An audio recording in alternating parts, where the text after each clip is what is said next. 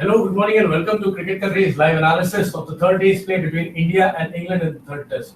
I'm Devanshu Verma here from CricketCountry.com. With me here is my colleague Kosto Maikar, and we are going to preview how the day is going to play out for both the teams. India are trailing by 12 runs. They still have 4 wickets in hand. Ravichandran Ashwin and Ravidra Jadeja have added as many as 67 runs for the 7 wicket, which is actually bringing back India into the contest after the batting collapse they suffered in the final session on day 3, on the second day. Do you see India taking a lead? And if yes, how many?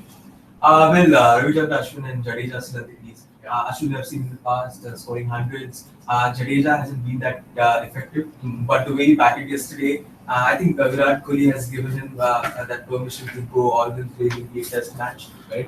India still have Jayant Yadav. Yeah. So we have 3 main batsmen plus Mohammad Shami and Umesh Yadav can bat a bit. If India can add another 100 at least, I think it will be a very good fight. It will be a very good fight. And talking about specifically Ravindra Jadeja, he had been disappointing for far too long because somebody who has scored three triple centuries in domestic cricket is not living up to the expectations in the final frontier, which is Test cricket, right? Yeah. So in that case, keeping in mind how Jadeja has batted in the last 2 innings, he was excellent at Rajkot when Virat Kohli had dropped the anchor on the final day. He provided the support which India needed, and he actually went on to score a few runs. He is not shying away from hitting those big sixes and hitting the ball in the air for boundaries. So keeping that in mind, I mean, you can expect Jadeja to go big today as well because the pitch is conducive for batting.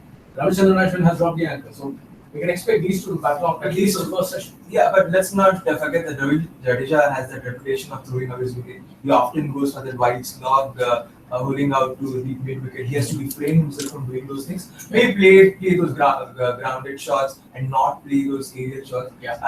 And he should let Ashwin take the anchor for a while. I know Jadeja, he loves playing his shots, but maybe they can deal with 1s and 2s, let Ravichandran Ashwin score those vital boundaries. And then maybe India has lots of time. It's just day 3, they can bat and they should try to bat until tea at least. They should, if they do that, then they will be able to take a very, very big lead. And we can see it surging up to say 150 runs. Yeah. But what is more important is for India to keep making those keep delivering those psychological victories over England, because England will be thinking, let's come out. We have the pretty new ball in the hand. The bowlers are fresh, and let's mop them up. I mean, mop the Indian tailor. But if India can keep England out on the ground for a very long time, England will be frustrated because the pitch is not supporting the bowlers that much. They will have to come up with special deliveries to get the wickets. So England on their part will have to work as much hard to take all the remaining 4 wickets. The day 1 clearly belonged to India. The day 2 was sort of a topsy-turvy journey. Just because of the batting. But I think India still 12 runs behind. And England have that bowling might. I think they still, if they bowl out India in the first hour or so, I think the session would belong to England, and they would try to bat for 200, try to post as many as 250, 300 runs. I think it would still be a tough score in the 4th innings for India to chase.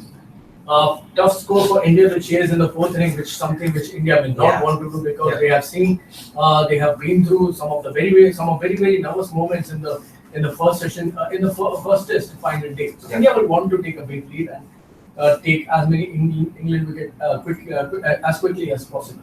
That is about India. Let's talk a little bit about England.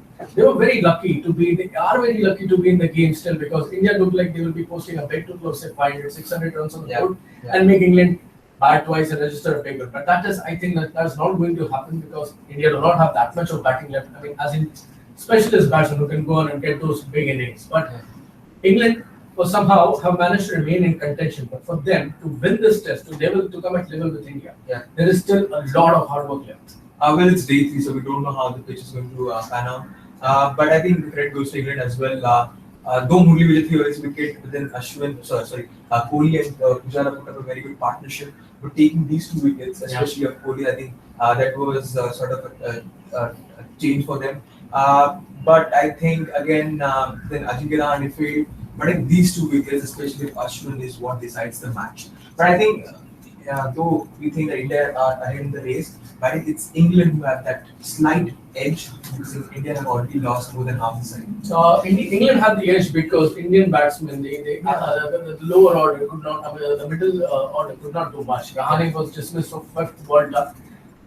Nair was unlucky. There was it was the fault of Virat Kohli. There was no run at all. And Josh Butler is a wicket keeper. And if the wicket keepers, what you have to remember is, if the wicket keepers are out there in the field at any position, they are excellent fielders. So you can't just challenge them. And if you are challenging them, then you have to go for it full throttle. So that is something which you have to remember. Yeah.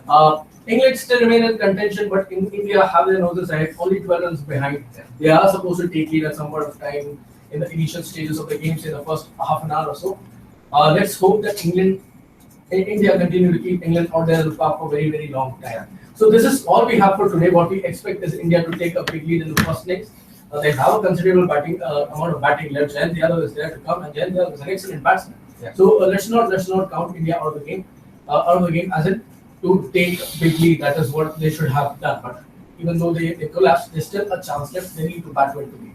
For England, they need to bowl well. They should not be allowing India to take a big lead. This is all we have for right now. Please tune in to cricketcountry.com. We have the live blogs in English and Hindi up and running. We'll be back in the post-run session with the analysis. Thank you for tuning in for us. Thank you.